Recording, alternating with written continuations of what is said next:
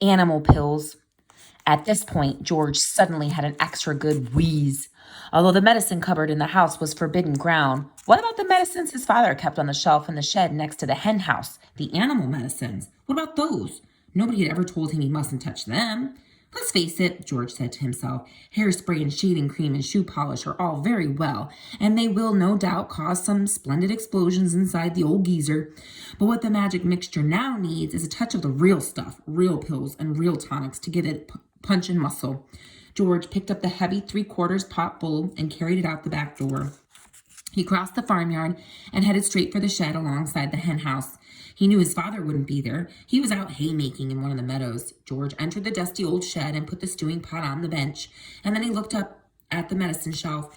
There were 5 big bottles there. 2 were full of pills, 2 were full of runny stuff, and 1 was full of powder. I'll use them all, George said. Grandma needs them. Boy, does she need them.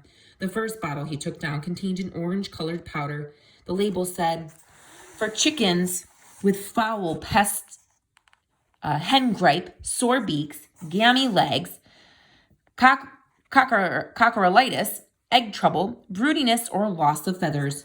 Mix 1 spoonful only with each bucket of feed.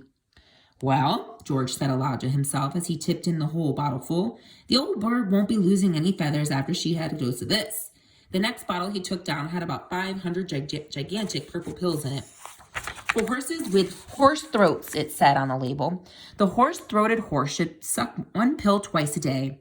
Grandma may not have a horse throat, George said, but she's certainly got a sharp tongue. Maybe they'll cure that instead. Into the pot with the 500 gigantic purple pills.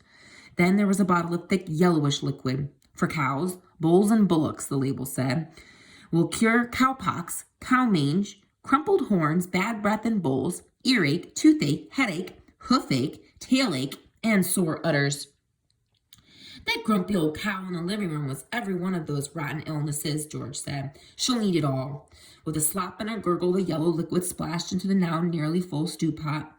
The next bottle contained a brilliant red liquid. Sheep dip, it said on the label. For sheep with sheep rot, and for getting rid of ticks and fleas. Mix 1 spoonful in 1 gallon of water and slosh it over the sheep. Caution, do not make the mixture any stronger or the wool will fall out and the animal will be naked. By gum, said George. How I'd love to walk in and slosh it all over old Grandma and watch the ticks and fleas go jumping off her. But I can't. I mustn't. So she'll have to drink it instead. He poured the bright red medicine into the pot. The last bottle on the shelf was full of pale green pills. Pig pills, the label announced, for pigs with pork prickles, tender trotters, bristle blight, and swine sickness. Give 1 pill per day. In severe cases, 2 pills may be given, but more than that will make the pig rock and roll. Just the stuff, said George, for that miserable old pig back there in the house. She'll need a very big dose. He tipped all the green pills, hundreds and hundreds of them, into the stewing pot. There was an old stick lying on the bench that had been used for stirring paint. George picked it up and started to stir his marvelous concoction. The mixture was as thick as cream, and as he stirred and stirred, many wonderful colors rose up from the depths and blended together, pinks, blues, greens, yellows, and browns. George went on stirring until it was all well mixed, but even so, there were still hundreds of pills lying on the bottom that hadn't melted, and there was his mother's splendid powder puff floating on the surface. I shall have to boil it all, George said. 1 good quick boil on the stove is all it needs.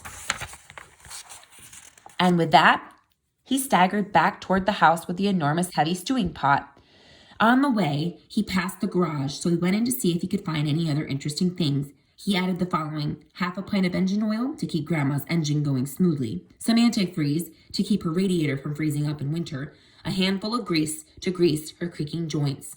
Then, back to the kitchen.